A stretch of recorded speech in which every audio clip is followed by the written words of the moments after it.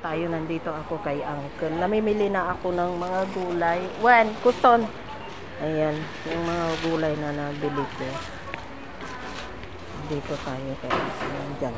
Dito kami nabibili ng gulay. Tapos kukuha pa ako ng okra. Yung okra niya.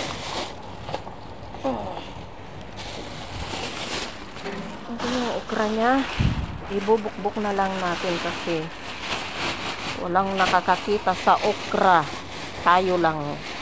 Kami kasi yung minsan naglalagay na yung mga paninda niya. Pero matigas ata yung okra, no? Hindi? Ayan, ba't ang lalaki ngayon? Ay, oo nga. Maganda nga ngayon yung okra ni Uncle.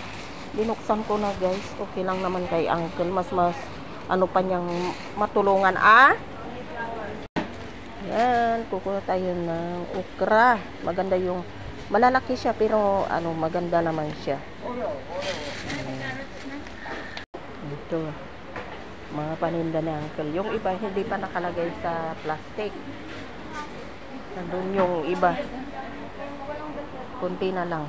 Marami rin siyang customer kagaya namin ng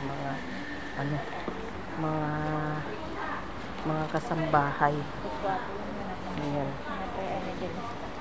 Soitan.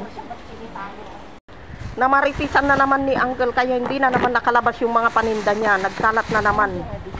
Ha? Kita dito. Salud-sudom kanya na.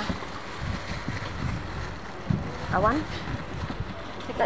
Nakatago. Jay o Uncle, pailo po Uncle?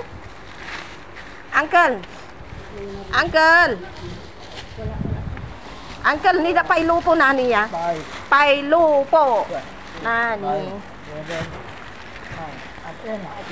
Saan na yun? Pailo po. Awan yun na kita. Pailo po nani ya? Pailo po. Yung mayo. Mayo ah. Nasira. Nakuha na daw.